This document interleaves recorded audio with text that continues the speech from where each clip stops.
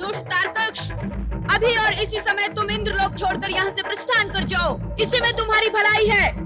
गजानन, संभवतः तुम्हें ज्ञात नहीं है कि यदि तुम अपने बल का प्रयोग करके इंद्रलोक हमसे जीत भी लोगे तो तुम हमारे पिताश्री के कोप के भाजन बन जाओगे, और ये तुम्हारे लिए कदापि उचित नहीं है।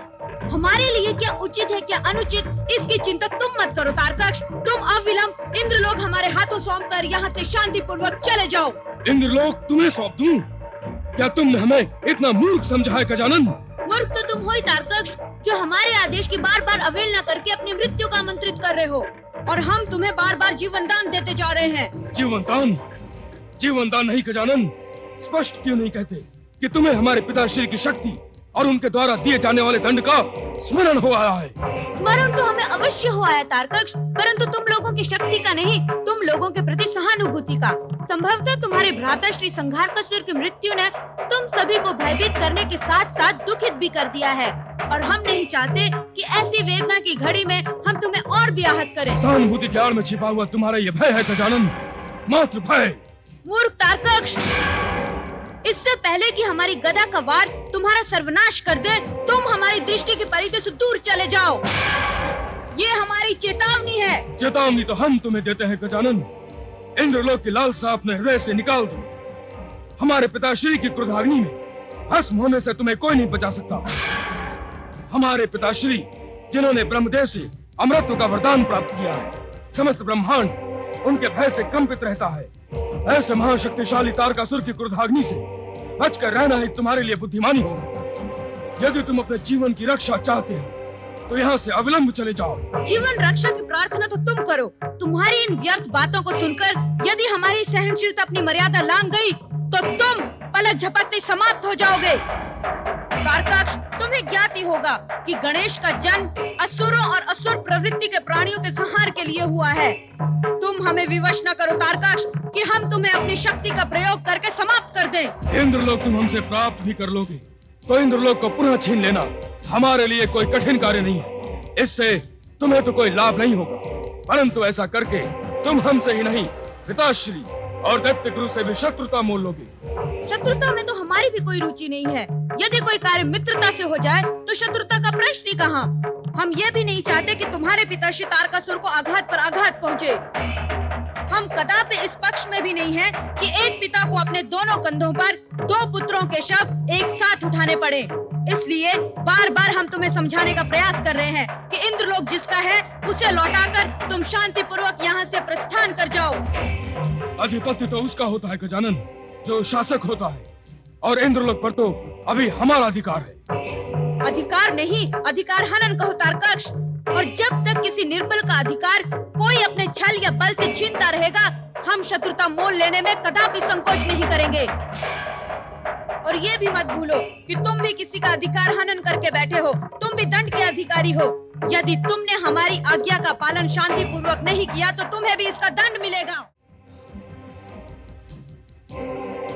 पिताश्री, आओ पुत्र तारकक्ष,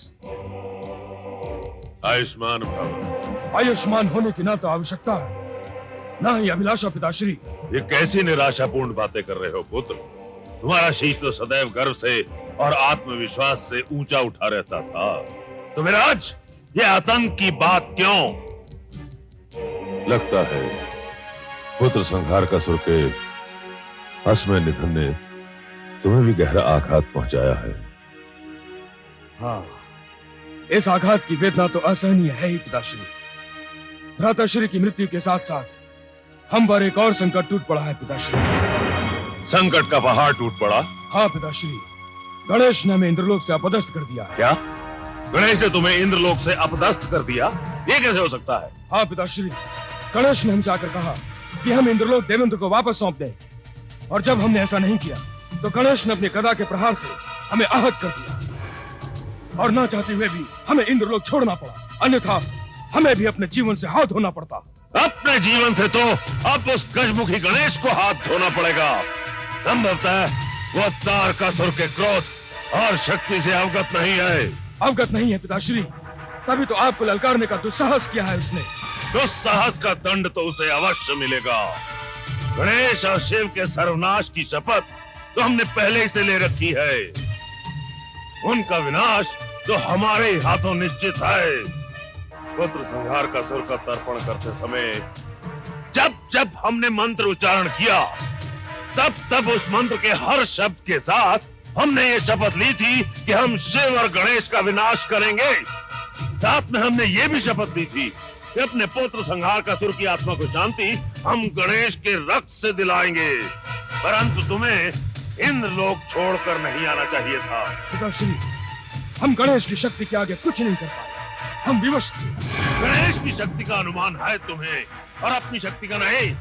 क्या तुम भूल गए कि तुम कोई साधारण असुर नहीं हो? तुम त्रिलोक विजेता सर्वशक्तिमान तारकासुर के पुत्र हो और हमारा पुत्र होते हुए इंद्रलोक छोड़कर तुमने हमारी प्रतिष्ठा को कलंकित किया है। पिता के सम्मान की रक्षा करना तो हर पुत्र का कर्तव्य होता है। पिताश्री, हमें क्षमा करें। संभवतः मृत्यु को समक्ष देखकर हमसे निर्णय लेने में भूल हो गई। परंतु हमसे कोई भूल नहीं होगी, कोई भूल नहीं होगी। इससे पहले कि उन देवताओं को लोभ और बढ़े और जो हमारे अधीन लोग हैं उन्हें छीनने का साहस करें, हमें अपनी रणनीति बदलनी होगी, सचेत होना होगा। परंतु वो गजमुखी गणेश है कहाँ? हे इंद्रदेव, तारकक्ष अपनी सेना के साथ यहाँ से प्रस्थान कर गया है। अब ये आपका लोक उस दुष्ट तारकक्ष की अधीनता से स्वतंत्र हो गया है। आप इस इंद्रासन पर विराजमान होकर अपना उत्तरदायित्व संभालें। ये सब तो आपकी कृपा स्वरूप ही संभव हो सका है गजानन। हम किस तरह आपकी इस अनुकंपा का आभार प्रकट करें? आपके इस महान कार्य के समक्ष आभार जैसा कोई भी शब्द बहुत छोटा दिखाई दे रहा है। आभार तो औपचारिकता की भाषा होती है देवेंद्र, और स्वजनों के बीच इसकी कोई आवश्यकता नहीं है। देवेंद्र, अन्याय पर तो सदैव ही न्याय की जीत होती है। तारकासुर ने अपने बल और शक्ति से आपका ये इंद्रलोक आपसे छीन लिया था। आज हम उससे ये इंद्रलोक छीनकर आपको पुनः प्रदान कर रहे हैं। देवेंद्र, हमारा तो जन्म ही असुरों के अत्याचार से अपने भक्त जनों को मुक्ति दिलाने के लिए हुआ है। हमें सब ज्ञात है गौरी नंदन, इसीलिए दुख हरता सुख करता के रूप में आप ही की पूजा और आराधना की जाती है। आप अपने भक्तों के लिए मात्र सिद्धि विनायक ही नहीं, विघ्नेश्वर भी हैं गजानन। सच्चे हृदय वाले किसी भी प्राणी की भक्ति में यदि अटूट भावना है तो उसका दुख हरना हमारा उत्तरदायित्व हो जाता है। हे विघ्नेश्वर, हे गजानन, आपने हमें शरणार्थी से शासक बनाकर हम पर जो उपकार किया है उसके लिए हम सदैव ऋणी रहेंगे। आपने हमारी प्रतिष्ठा हमें लौटाकर हमें गौरवान्वित कर दिया है गजानन। इतना ही नहीं गजानन, इतनी लंबी अवधि से अपने स्वजनों से अलग रहकर वेदना की जो घड़ियां बिता रहे हैं, आपकी कृपा से उस वेदना का अब अंत आ गया है। अपने स्वजनों से मिलने की कल्पना ही हमें भावुक बना रही है। ये सब तो विधि का विधान है। मिलन, वियोग, हर शोक सब विधि के नियमों के अनुसार ही चलता है।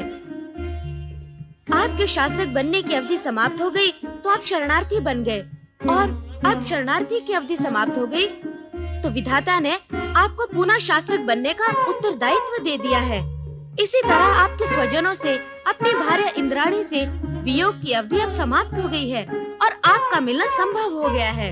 ये सब तो आप ही की कृपा का परिणाम है गजानन। नहीं कुबेर देव, हम तो मात्र पूरक हैं।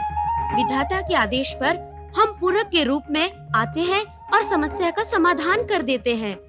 ये सब तो विधाता की ही संरचना है, सब उन्हीं का खेल है।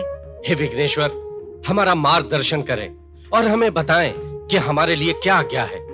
आप सब एक बार पुनः इंद्रलोक पर अपने कुशल शासन का परिचय दें और इंद्रलोक वासियों को हर्ष और उल्लास का जीवन प्रदान करें।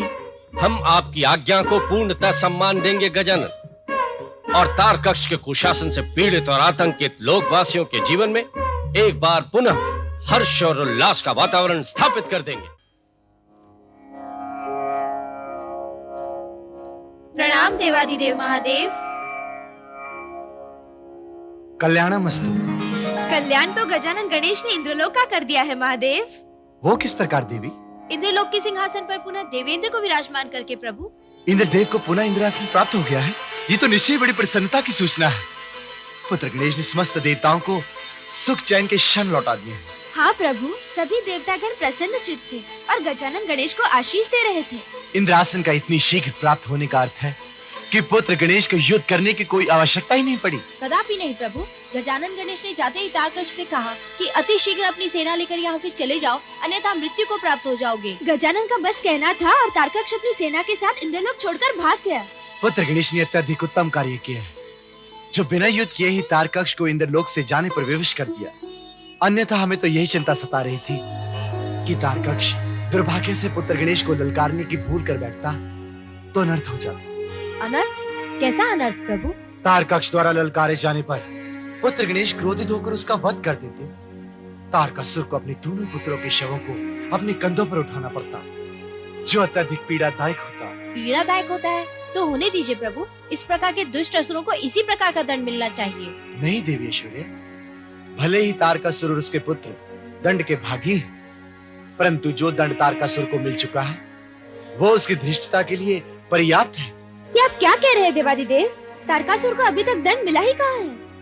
नहीं देवी, इस सृष्टि में सबसे अधिक पीड़ादायक दंड है एक पिता का अपने पुत्र के शव को कंधा देना। कोई भी वीर योद्धा अपनी छाती पर वज्र का प्रहार सहन कर सकता है, परंतु उसके सामने उसके पुत्र का शव पड़ा हो, ये वो कदापि सहन नहीं कर सकता। तारकासुर को जो दंड दिया गया है वो किसी भी प्रहार से कम नहीं। प्रभु, तो क्या तारकासुर संहारकासुर के वध के उपरांत अपनी दुष्टता छोड़ देगा? चिंता तो इसी बात की है देवी कि तारकासुर जैसे शक्तिशाली असुर अपनी शक्तियों के अहंकार में ऐसी घटनाओं से कुछ सीखते नहीं, अपितु और उग्र हो जाते हैं। इसका अर्थ है प्रभु कि तारकासुर तारकक्ष की पराजय के पश्चात और भी अधिक विकराल रूप धारण कर लेगा। निश्चय ही देवी। संहारकासुर के वध, तारकक्ष की पराजय के उपरांत तारकासुर और अधिक उत्पात मचाएगा। प्रभु, तो क्या तारकासुर के लिए उत्पन्न ऐसी विकट परिस्थितियों में उसे कोई भी समझाने वाला नहीं है? समझाने वाले अवश्य हैं देवी, परंतु कोई समझने वाला नहीं।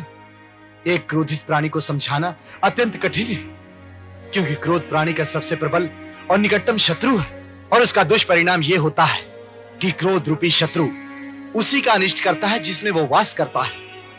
वैसे तो दैत्य गुरु शुक्राचार्य नीति निपुण और ज्ञानी है, परंतु क्रोध की ज्वाला से तारकासुर को छुटकारा दिला पाएंगे, इसमें संदेह लगता है। पिताश्री, यदि आप यह नहीं चाहते कि आपका दूसरा पुत्र भी अपनी क्रोधाग्नि की ज्वाला में जलकर भस्म हो जाए, तो अति शीघ्र ही इंद्रलोक पर आक्रमण करने की रणनीति तैयार करें। शांत हो जाओ पुत्र, शांत हो जाओ। इसी कारण तो तुम गुरुदेव शुक्राचार्य के पास गए थे। अवश्य गए थे पिताश्री, किंतु वे भी हमें शांत होने के लिए कह रहे हैं। वो गणेश अपनी समस्त सीमाएं लांघता जा रहा है और आप उसे समाप्त करने के स्थान पर हमें शांत होने के लिए कह रहे हैं। गणेश के सामने हमने कितने गर्व के साथ आपकी शक्ति और बल का बखान किया था। इसी विश्वास पर हमने उस गणेश से पराजय स्वीकार कर ली थी कि हमारे कहते ही आप हमें इंद्रलोक पुनः लौटा देंगे। तुम्हें इंद्रलोक का सिंहासन अवश्य प्राप्त होगा, चिंतित होने की कोई आवश्यकता नहीं। विजय पराजय तो एक शूरवीर के जीवन का प्रमुख अंग है। पिताश्री, हम अपनी पराजय से चिंतित नहीं हैं, अपितु हम चिंतित हैं गुरुदेव के निर्णय से। उन्होंने कितनी सहजता से कह दिया कि हम इंद्रलोक पर आक्रमण नहीं कर सकते। वहां गणेश उपस्थित है। पिताश्री, क्या गुरुदेव गजानन गणेश से भयभीत हैं? नहीं पुत्र, नहीं। गुरुदेव का गणेश से भयभीत होने का प्रश्न ही नहीं उठता। तब गुरुदेव के समक्ष ऐसी क्या समस्या है जो उन्होंने भ्राताश्री के वध का प्रतिशोध पूर्ण करने नहीं दिया और अब इंद्रलोक पर आक्रमण करने से रोक रहे हैं? यदि गुरुदेव ने अपनी स्वीकृति नहीं दी तो अवश्य ही इसमें उनकी कोई कूटनीति छिपी है। हाँ पिताश्री, कूटनीति तो अवश्य छिपी है, परंतु दैत्य गुरु की नहीं, दैत्य सम्राट त्रिपुरासुर की। त्रिपुरासुर की?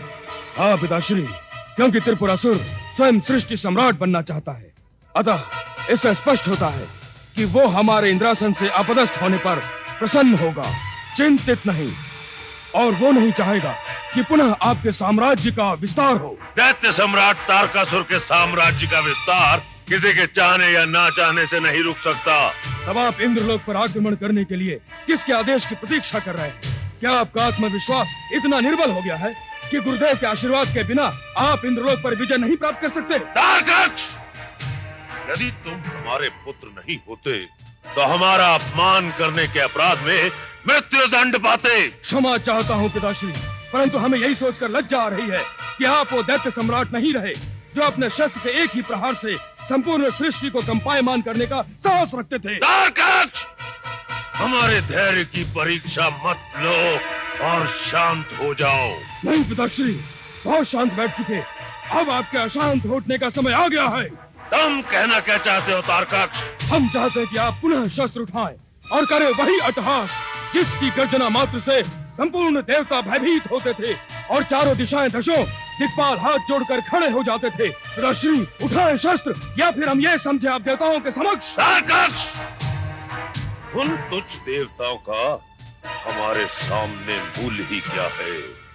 हम जब चाहें उन्हें इंद्रलोक से खदेड़ सकते हैं। जाओ और जाकर देखो कि सेना तैयार है या नहीं। हम इसी क्षण इंद्रलोक पर आक्रमण करेंगे। देवी शची,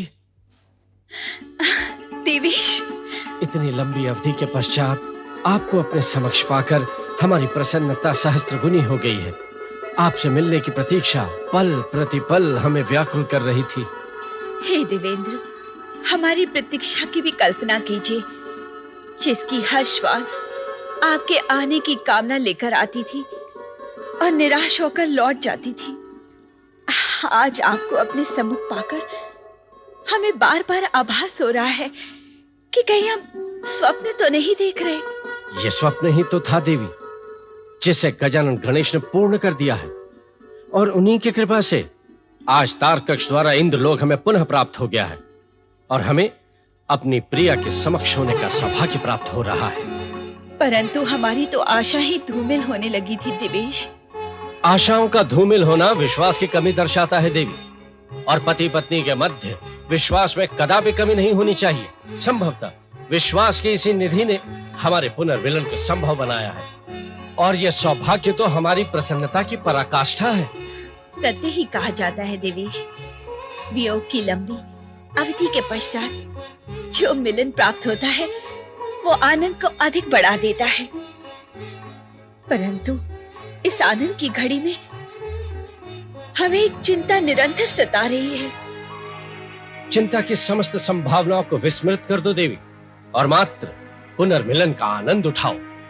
परंतु देवेश, तारकक्ष के पराजय की सूचना तारकासुर को क्रोधित कर देगी, और ये क्रोध कहीं उसके आक्रमण का कारण न बन जाए। आक्रमण की संभावना अब है ही कहां देवी। एक तो तारकासुर अपने पुत्र संघारकासुर की मृत्यु से आहत होगा, और साथ ही साथ तारकक्ष के अपदस्थ की सूचना से वो अत्यंत आतंकित होगा। अब वो कदापि गौरी नंदन के समक्ष जाने का दुस्साहस नहीं कर सकेगा। गौरी नंदन ने हमें तारकक्ष के क्रूर शासन से स्वतंत्र करके जो नया जीवन दिया है, उसके लिए हम उनके असीम आभारी हैं। हाँ देवी, आभारी तो हम उनके जीवन भर रहेंगे। गौरी नंदन ने हमें शरणार्थी से शासक बनाकर जो प्रतिष्ठा हमें दी है, उसका आभार हम जीवन भर देकर भी उसे प्रकट नहीं कर सकेंगे। अब तो हम गौरी नंदन से केवल इतनी ही प्रार्थना करेंगे कि हमें इतनी शक्ति दे कि हम पुनः इंद्रलोक पर कुशलता पूर्वक शासन कर अपनी प्रतिष्ठा स्थापित कर सकें। प्रणाम पिताश्री। आयुष्मान भव, आनंद में रहो और इसी प्रकार जगत कल्याण करते रहो पुत्र। तो पिताश्री, हमारे इंद्रलोक पर विजय प्राप्ति की सूचना हमसे पूर्व ही कैलाश पहुंच गई। हाँ पुत्र, हमें सूचना प्राप्त हो चुकी है कि आपने तारकासुर के पुत्र तारकक्ष को इंद्रलोक से बिना युद्ध किए ही जाने के लिए विवश कर दिया।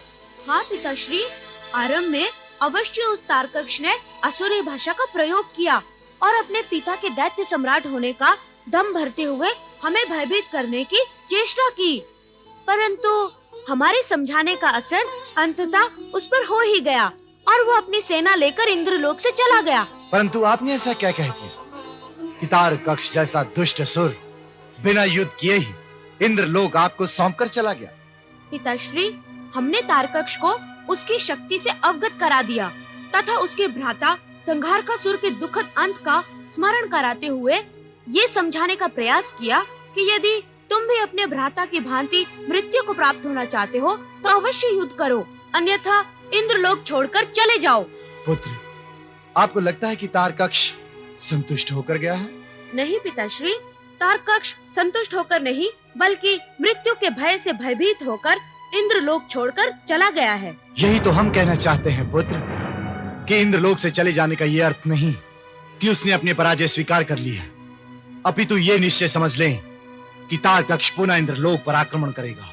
नहीं पिताश्री, तारकक्ष ऐसी धृष्टता कदापि नहीं करेगा। पुत्र, इस प्रकार की धृष्टता करना तो असुरों की नीति है, उनकी प्रवृत्ति है। इसी कारण उन्हें असुरों की श्रेणी में रखा गया है और हम तारकासुर की प्रवृत्ति से पूर्णतः परिचित हैं।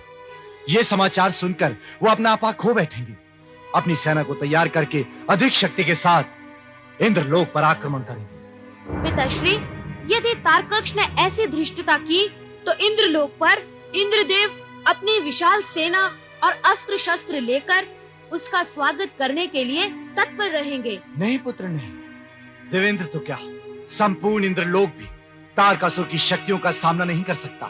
पिताश्री, परंतु क्यों? इंद्रदेव अपनी संपूर्ण शक्तियों के साथ हैं। वो एक तुच्छ असुर का सामना क्यों नहीं कर पाएंगे? अग्निदेव, पवन देव, कुबेर देव, यम देव और अनेक शूरवीर जो हैं उनके साथ। पुत्र, तारकासुर ने अपनी तपस्या और अपनी भक्ति के साथ इतनी शक्तियां, इतने वरदान प्राप्त कर लिए हैं कि समस्त देवता भी उनका सामना नहीं कर सकते। ये तो तारकासुर को आलसमय बनाकर उसे अपनी उपलब्धियों से संतुष्ट कर दिया है। अन्यथा दैत्य गुरु शुक्राचार्य द्वारा देखा गया सृष्टि सम्राट बनने का स्वप्न तारकासुर सरलता से प्राप्त कर सकता है। नहीं पिताश्री, अब ऐसा कदापि संभव नहीं हो सकेगा। पुत्र, अपने शत्रुओं के बल, गुण और शक्तियों से अवगत होना चाहिए। अपने शत्रु को कभी भी निर्बल और शक्तिहीन नहीं समझना चाहिए। यही युद्ध नीति है। परंतु पिताश्री, अपने पुत्र संहारकासुर की मृत्यु के पश्चात तारकासुर किसी भी प्रकार के आक्रमण का साहस कैसे जुटा पाएगा? हाँ पुत्र, ये तारकासुर का अवश्य ही निर्बल पक्ष है, परंतु संभवतः आपने इंद्रदेव के अत्यधिक निर्बल पक्ष पर विचार नहीं किया। वो कौन सा निर्बल पक्ष है पिताश्री? कृपया स्मरण कराएं। कदाचित आप ये भूल रहे हैं पुत्र गणेश कि महर्षि दुर्वासा ने इंद्रदेव को श्राप दिया हुआ। इसका अर्थ है पिताश्री कि इन विकट परिस्थितियों में तारकासुर इंद्रलोक पर आक्रमण करने की दुष्टता करेगा। अवश्य पुत्र। पिताश्री, हमारे वीर सैनिक अपने अस्त्र शस्त्र के साथ तैयार हैं। आपकी आज्ञा की प्रतीक्षा कर रहे हैं। ठीक है पुत्र, हम इसे क्षण इंद्रलोक पर आक्रमण कर देंगे। अवश्य पिताश्री। इसी अपमान की अग्नि में हमारी प्रतिष्ठा, हमारा स्वाभिमान सब कुछ जलकर राख हो गया, और जब तक हम उस अग्नि में गणेश को भस्म नहीं कर देंगे तब तक हमारे हृदय को शांति नहीं मिलेगी। और इंद्रलोक के साथ साथ हम इंद्र आदि देवताओं को भी बंदी बना लेंगे। चलिए पिताश्री। ठहरिए स्वामी। महारानी कजदा, आप और यहाँ ऐसी क्या आवश्यकता आ गई कि आपको यहाँ आना पड़ा? अनर्थ तो अब होने वाला है स्वामी। यदि आपने अपना निर्णय नहीं बदला तो घोर अनर्थ हो जाएगा। महारानी, आप भली भांति जानती हैं कि हम अपना निर्णय नहीं बदला करते। हमने इंद्रलोक विजय का निर्णय ले लिया तो उसे अवश्य पूर्ण करेंगे। नहीं स्वामी, ऐसा निर्णय ना लीजिए जो संपूर्ण असुर साम्राज्य के सर्वनाश को आमंत्रित करे। असुरों का सर्वनाश? यह आप क्या कह रही है माताश्री? संपूर्ण ब्रह्मांड में किसमें इतना बल है कि असुरों का सर्वनाश कर दे? पिताश्री, आप प्रतीक्षा न करें, प्रस्थान का आदेश दें। महारानी, आप हमारा मार्ग अवरुद्ध ना करें और हमारी विजय श्री की कामना करें। कैसे कामना करे, कैसे कामना करे स्वामी? अभी तो पुत्र संहार का सुर के वियोग के अश्रु भी हमारे नेत्रों से नहीं सूख पाए, तो दूसरे पुत्र की आहुति कैसे सहन कर पाएंगे स्वामी? महारानी, युद्ध भूमि की ओर प्रस्थान करते समय हमारे पैरों में ममता की बेड़ियां ना डालें और हमें रोकने की धृष्टता ना करें। ये धृष्टता नहीं है स्वामी। एक माँ अपना आंचल फैलाकर अपने पुत्र के जीवन की भिक्षा मांग रही है। हमसे हमारा एक और पुत्र ना छीनिए। अपना निर्णय बदल दीजिए, अपना निर्णय बदल दीजिए स्वामी। अपना निर्णय कैसे बदलने माताश्री? कैसे? उस बालक गणेश ने हमारे भ्राताश्री और इंद्रलोक को हमसे छीन लिया और हम शांत बैठे रहे? उस गजमुखी बालक को हम इसका प्रत्युत्तर अवश्य देंगे माताश्री, अवश्य देंगे। हे पुत्र, जिस गणेश को तुम बालक समझने की भूल कर रहे हो, वो साधारण बालक नहीं है, वो गौरी पुत्र है। समस्त देवतागण उसी बालक को प्रथम पूज्य समझते हैं। समस्त ब्रह्मांड में वो प्रथमेश है। उसकी शक्ति अपार है, वो अजय है, अभेद्य है। ना तो उसे किसी वरदान से जीता जा सकता है और ना ही कोई मायावी शक्ति उसे पराजित कर सकती है। गणेश की समर्थता की अवहेलना ना कीजिए। आप लोग गणेश के साथ युद्ध करने की कल्पना को हृदय से निकाल दीजिए। हृदय से निकाल दे? आप कैसी बातें कर रही हैं महारानी? एक वीर पुरुष के लिए उसका पुरुषार्थ ही सर्वोच्च महत्व रखता है। उस बालक गणेश ने हमारे पुरुषार्थ को ललकारा है और आप कह रही हैं कि हम उसे छोड़ दें? आप क्या जाने पुरुषार्थ की मर्यादा क्या होती है? और आप क्या जाने कि स्त्री की ममता क्या होती है? एक पुत्र जिसे माँ अपनी गोद में पाल पोस कर बड़ा करती है, अपनी ममता के आंचल से ढककर उसे हर विपदा से बचाती है। क्या इसीलिए वो उसे जीवन देती है कि एक दिन आप उसे ले जाकर मृत्यु के द्वार पर खड़ा कर दे? माता श्री, हमारी सेना प्रस्थान के लिए तैयार है और आप ये व्यर्थ की बातें करके हमारा आत्मबल, हमारी शक्ति क्षीण कर रही हैं। इन व्यर्थ की बातों को छोड़कर हमें विजय श्री का आशीर्वाद दें माता श्री। विजय श्री का आशीर्वाद तो हर माता के हृदय में होता है पुत्र, परंतु देवासुर के इस युद्ध में देवताओं के साथ गणेश है और गणेश की उपस्थिति को जानते हुए हम तुम्हें विजय श्री का आशीर्वाद कैसे दे सकते हैं? पुत्र तारकक्ष, तुम्हें अपनी माता की ममता की सौगंध, तुम्हें अपने भ्राता श्री की अस्थियों के अवशेषों की शपथ है।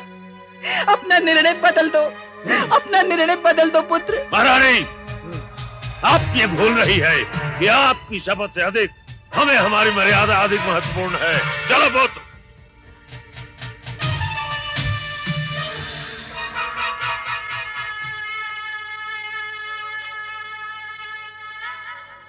हम ये कदापि संभव नहीं होने देंगे, नहीं होने देंगे। रक्षा करें ऋषिवर, रक्षा करें। देवी कचिता, आज आपका दैत्य वंश संकट में है। पुत्र तारकक्ष अपने बाल हट से उसे समाप्त कर देना चाहता है और एक पिता अपने पुत्र की मृत्यु का प्रतिशोध लेने के लिए दैत्य गुरु शुक्राचार्य के आदेश की अवहेलना करते हुए संपूर्ण दैत्य साम्राज्य की बलि चढ़ाने जा रहा है। देवी, पुत्र और स्वामी के जीवित रहते किसी भी स्त्री को इस प्रकार का विलाप नहीं करना चाहिए। अपशकुन होता है।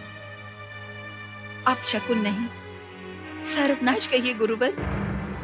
यदि पुत्र तारकक्ष और स्वामी को न रोका गया तो सर्वनाश हो जाएगा, दैत्य वंश समाप्त हो जाएगा। नहीं देवी, दैत्य कुमारी के पुत्र होने के नाते हम दैत्य वंश पर किसी भी प्रकार की कोई विपत्ति नहीं आने देंगे। ऋषिवर, ये सर्वविदित है कि दैत्य गुरु शुक्राचार्य के पश्चात आप ही ऐसे तेजस्वी और परम प्रतापी हैं जो दैत्य वंश पर आए इस संकट से उबार सकते हैं। देवी, दैत्य साम्राज्य को किसी भी संकट से उबारना हमारे लिए बड़े सौभाग्य की बात है।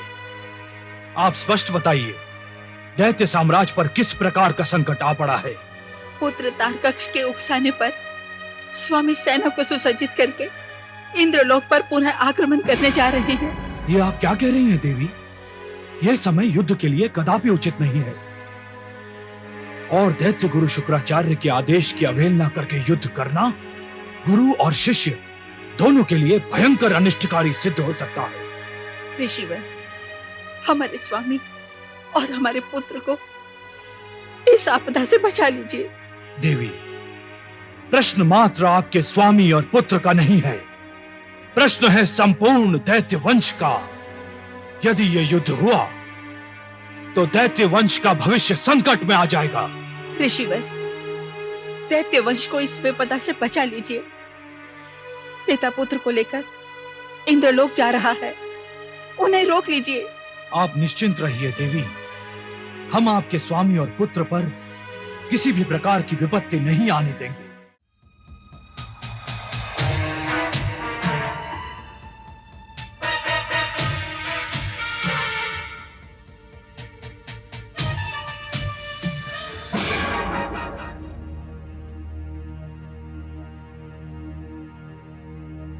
प्रणाम ऋषि ऋषि विश्वरूप। आयुष्मान भव।